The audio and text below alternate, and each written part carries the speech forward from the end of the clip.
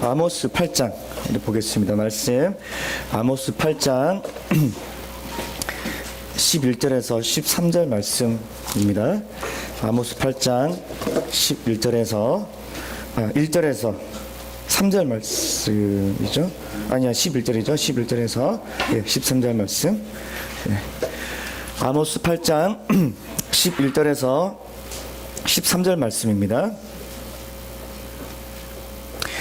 우리 한 목소리로 함께 읽겠습니다. 아모스 8장 11절에서 13절 말씀 시작. 주 여호와의 말씀이니라. 보라, 날이 이를지라. 내가 기근을 땅에 보내리니 양식이 없어 주의 말씀을 듣지 못한 물이 없어 가람이 아니요 여호와의 말씀을 듣지 못한 기갈이라. 사람이 바다에서 저 바다까지 북쪽에서 동쪽까지 비틀거리며 여호와의 말씀을 구하려고 돌아다녀도 얻지 못하리니 그날의 아름다운 처녀와 젊은 남자가 다 갈아여 쓰러지니라. 할렐루야.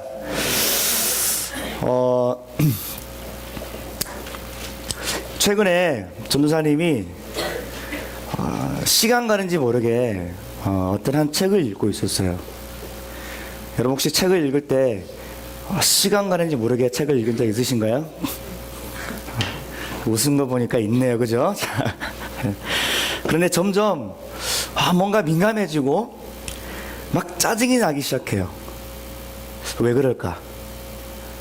무엇이 문제일까? 어디 아픈 것도 아닌데 무엇이 문제였지? 라고 자세히 생각을 해보니까 밥을 안 먹은 거예요. 밥 먹은 거 좋아하죠, 그죠? 예슬이가 활짝 웃는 것 같아요.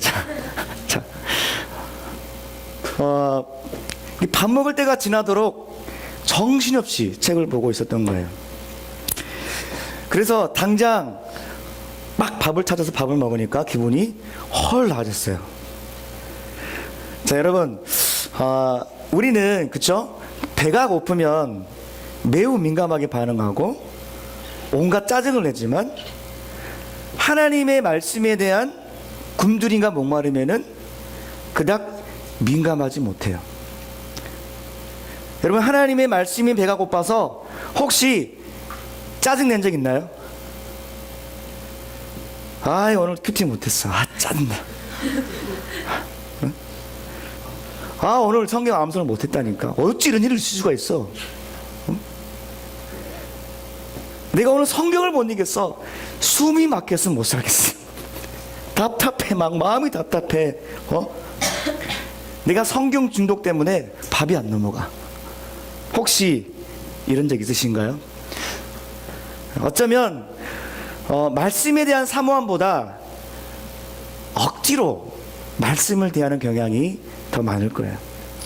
그러다 보니까 하나님의 말씀의 은혜가 내 삶 가운데 크게 와닿지 않을 때가 많아요. 자, 오늘 본문을 보면 이스라엘 백성들은 하나님의 말씀을 먹고 사는 백성들이었어요. 하나님은 이스라엘을 부르실 때 하나님의 말씀을 먹고 살도록 만드셨고 부르셨어요. 즉 하나님의 말씀이 없으면 이 백성들은 살 수 없게 하나님이 부르신 거예요. 그런데 이 이스라엘 백성들은 하나님의 말씀에 전혀 민감해하지 않았어요. 왜냐하면 당시 이스라엘은 정치, 경제, 군사력으로 꽤나 부유한 시기였어요. 지금 어느 시대를 얘기하고 있죠? 모스. 그죠? 지금 우리가 큐티를 아모스를 하고 있잖아요. 그죠? 지금 이 시대가 정치나 경제, 군사적으로 약간 그나마 부유했던 시기였어요. 잘 먹고 잘 살고 나라도 부강하던 때라서 사실 하나님의 말씀이 그들에게 큰 필요를 느끼지 못했을 거예요. 오히려 그들의 관심은 하나님의 말씀보다 당장 잘 먹고 잘 살고 자기가 하고 싶은 대로 살아가는 것에 바빴어요.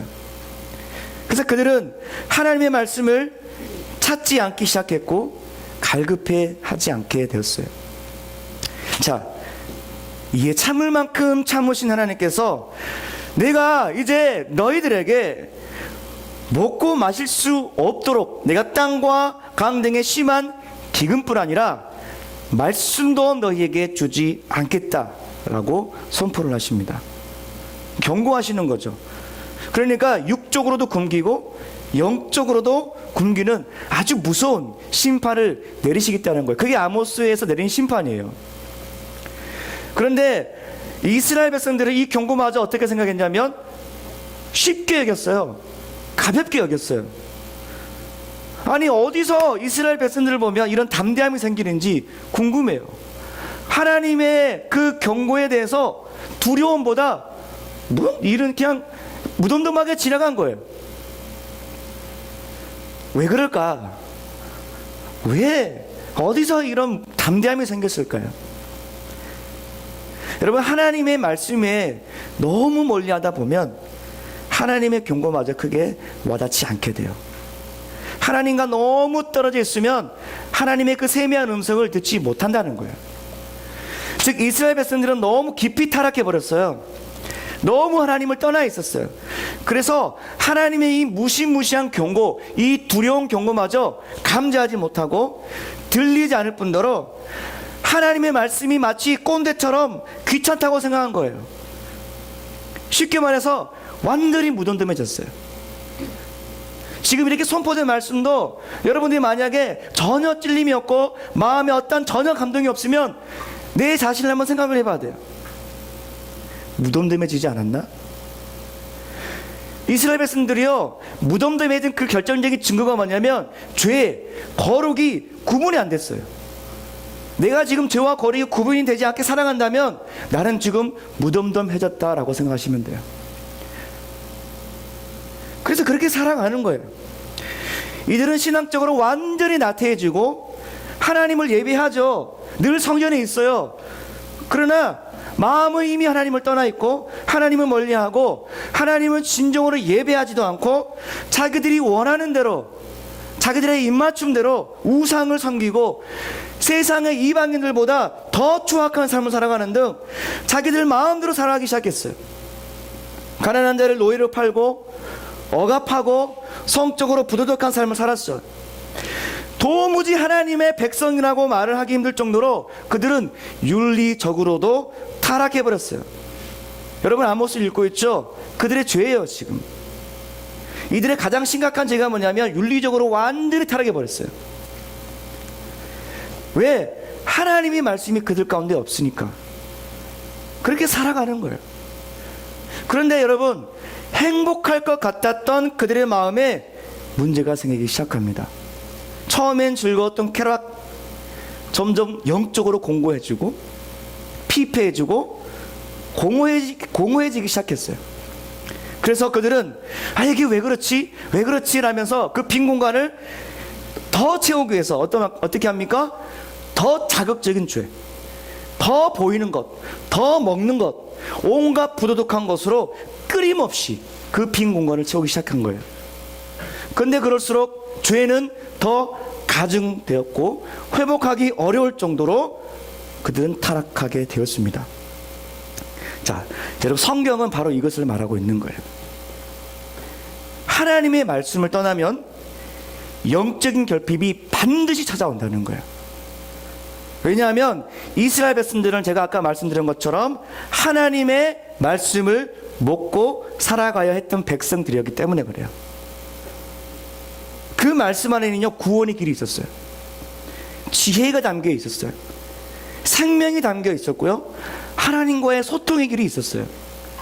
하지만 하나님의 백성들에게 더 이상 말씀하지 않기 시작하자 그들은 구원을 얻을 방법도 그 황량한 광야 같은 한 치 앞도 모르는 그 인생의 길에서 어디로 가야 되고 어떻게 살아가야 할지도 모르게 되고 그들에게는 바로 큰 재앙이 다가오게 된 것입니다. 자, 여러분, 우리도 마찬가지예요. 우리도 하나님의 말씀을 먹고 살도록 저와 여러분을 부르셨습니다. 마태복음 4장 4절 말씀에 뭐라고 나있습니까? 사람이 떡으로만 살 것이 아니요 하나님의 무엇으로부터? 입으로부터 나오는 말씀으로 살 것이다 라고 말씀하고 있어요. 하지만 우리가 하나님의 말씀을 먹지 않고 살아가면 반드시 영적인 궁핍과 결핍 문제가 생겨요. 이스라엘 백성들처럼 죄와 거룩의 사이에서 분별력이 완전히 희미해져 가지고 이게 죄인지 이게 거룩인지 모르고 살아가는 거예요. 죄를 따라가게 되는 거예요. 하나님을 더 멀리하게 되고, 그러니 우리의 삶은 피폐한 삶을 살아가게 됩니다. 내가 지금 어디로 가는지도 모르고 살아가는 거예요. 근데 여러분, 우리에겐 더 큰 문제가 있었어요. 우리가 하나님의 말씀대로 완벽하게 살려고 해도 여전히 살기가 힘들었어요. 왜냐하면 하나님의 말씀의 기준은 너무 높기 때문에. 우리는 죄로 인해서 하나님의 높은 그 율법의 기준을 지킬 수 있는 능력이 상실했다고 성경은 말하고 있는데, 그 이유가 뭐냐면 죄로 인해 타락했기 때문에 그래요. 우리는 하나님의 말씀대로 완벽하게 살 수 없습니다. 그 완벽한 율법의 기준 하에 우리는 이제는 재앙과 저주를 받을 수밖에 없었던 처지에 있었던 사람들이었어요. 자, 그런데 여러분, 하나님은 저와 여러분을 그대로 내버려 두셨습니까? 내버려 두지 않으시고 이 땅에 인간의 몸으로 오시죠. 그분이 누굽니까? 예수님이죠. 바로 예수님께서 이 땅에 오셔서 어떤 일을 행하셨냐? 제가 여러분에게 늘 반복했을 거예요. 우리가 지킬 수 없었던 그 하나님의 그 완벽한 말씀의 기준을 예수님이 모두 이 땅에 사시면서 완벽하게 지켜주셨어요. 그래서 그 예수님의 공로 때문에 저와 여러분이 지금도 실수하고 넘어져도 용서해 주시고 다시 일으켜 세워주시는 겁니다. 그리고 이제는 예수님께서 말씀으로 저와 여러분을 통치하세요. 자, 여러분이 하나님 말씀에 어떤 능력이 있는지 우리가 에스겔서 37장 1절부터 10절 말씀을 보면 잘 알 수 있습니다. 자, 에스겔서 37장에 무슨 내용이 담겨 있을까요? 이거 알면 여러분들 정말 성경을 잘 읽은 증거예요. 에스겔서 37장에 무슨 내용이 있을까요? 전혀 모르는 눈치. 할렐루야. 왜 나한테 이걸 물어보지? 자, 에스겔서에 그러면 굉장히 유명한 내용이 나와요. 이야기가 나와요. 어떤 이야기가 나올까요? 무엇이 성경 얘기 또 뭐가 막 살아난다 그러잖아요. 크게 악어? 뭐라고 잠깐 그래서 그래, 마른 뼈가 살아나는 내용이잖아요. 이제 여러분 에스겔서 아니죠, 뭐, 그지? 네, 잘못 들었어요, 그지? 자, 에스겔서의 아주 유명한 내용인데 이야기인데 바로 마른 뼈가 살아나는 내용이에요. 그게 몇 장이라고요? 37장. 기억하세요? 37장. 자, 해골이 된 마른 뼈들이 살아나는 내용인데, 여러분 이게 가능한가요? 마른 뼈가 살아나는 게 가능한가요? 여러분, 죽어있던 뼈들은 절대 살아나지 않습니다. 이것은 우리 상식에 넘어서는 거죠. 불가능해요. 아무리 현대과학이 뛰어나도 마른 뼈가 다시 살아나는 것은 있을 수 없는 일이죠. 그런데 에스겔서 37장 4절 말씀에 4절부터 보면 하나님께서 이렇게 선포하십니다. 마른 뼈들에게 이렇게 말씀하세요. 마른 뼈들아, 일어나라.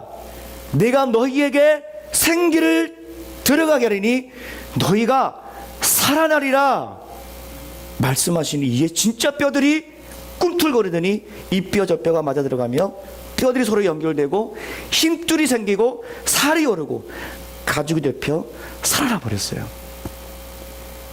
바로 여러분, 하나님의 말씀은 죽은 자도 살리신다는 능력을 말씀하고 계시는 거예요. 두 가지 의미가 담겨 있어요. 나중에 아시겠지만, 첫째는 죄와 사망 아래 있는 우리는 이미 죽었어요. 그러나 하나님의 말씀을 통해서 우리를 살리는 능력이 있고요. 마지막으로 이것은 예수님의 재림에 대해서 얘기하는 거예요. 마지막 날 다 죽어있던 자들이 무덤에서 마치 뼈들이 이렇게 다 모여가지고 완전한 형상에 대해서 영원한 새하늘과 새 땅에 들어가는, 하여튼 뭐 그런 말씀이에요. 그 나중에 말씀드리겠지만, 이 생명의 말씀이 신 바로 예수님께서 지금 저와 여러분에게 찾아오셨습니다. 할렐루야. 여러분에게 생명을 주신 거예요. 따라서 내 안에 생명이 있다. 우리 옆 사람에게 축복하면서 옆에 너 안에 생명이 있다. 할렐루야. 여러분 천국 가면 압니다. 할렐루야. 얼마나 감사한지, 예수님이 얼마나 감사한지, 예수님께 얼마나 감사해야 되는지 천국 가면 알아요. 자, 예수님은 말씀으로도 지금 우리에게 찾아오십니다. 그리고 우리에게 생명을 주시고 저와 여러분을 결코 내버려 두지 않으시고 우리를 생명으로 끝까지 인도하시는 분입니다. 여러분 믿으시기를 바랍니다. 여러분 하나님의 음성에 대해서 어떻게 생각하시나요? 혹시 꼰대처럼 여전히 나를 지적하는 부담스러운 음성인가요?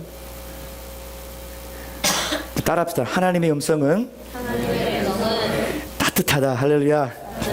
그럼 따뜻해요. 하나님의 음성에는요 사랑이 담겨 있어요. 그 하나님의 음성은 자비와 긍휼이 넘칩니다.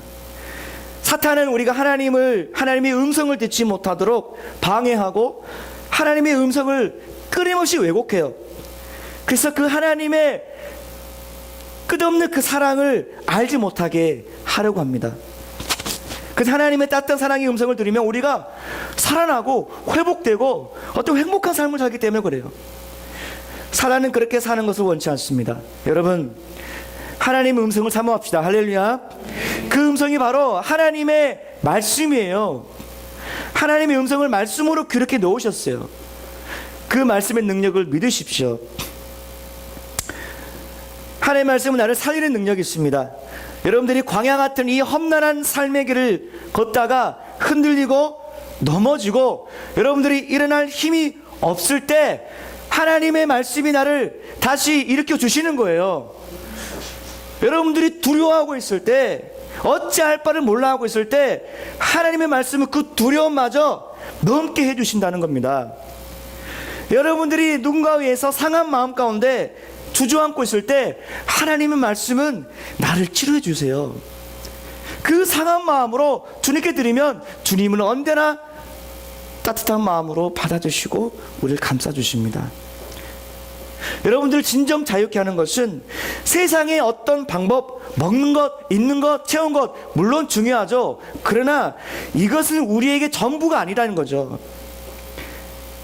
바로 하나님의 말씀이 여러분의 삶에 가득 넘쳐야 돼요. 여러분에게 생명을 주고 여러분에게 꿈을 주는 것도 하나님의 말씀이 있습니다. 여러분들이 다시 피어오르는 길은 바로 하나님의 말씀뿐이에요. 왜냐하면 우리는 하나님의 말씀으로 살도록 만드셨고 부르셨기 때문에 그래요. 우리는 하나님의 말씀 없이는 살 수 없는 존재입니다. 여러분들은 그래서 하나님의 말씀을 늘 가까이 하고 그 말씀을 또 채우는 여러분 되기를 진심으로 소망합니다. 이 시간에 기도합시다. 찬양을 하려고 했는데 시간이 좀 지나서 제가 바로 기도를 하겠습니다. 오늘 말씀을 붙잡고 우리 하나님께 좀 기도했으면 좋겠습니다. 여러분 좀 결단하시고 하나님 아닌 다른 것들로 내 마음과 생각들을 너무 많이 채웠습니다. 이 예배당에 있지만 이스라엘 백성들처럼 하나님의 말씀을 전혀 감지하지 못하고 여전히 내 뜻과 내 거짓대로 살아가고 있었습니다. 주님 용서해 주십시오. 민감하게 해주십시오. 반응하게 해주십시오. 다시 하나님의 말씀으로 나를 이끌어 주십시오. 다 함께 주님 크기 부르면서 다시 한번 회개하고 다시 한번 결단하며 닫힌 내 마음을 열어주시고 눈을 뜨게 하여 주옵소서. 다 함께 기도합시다. 주여 하나님,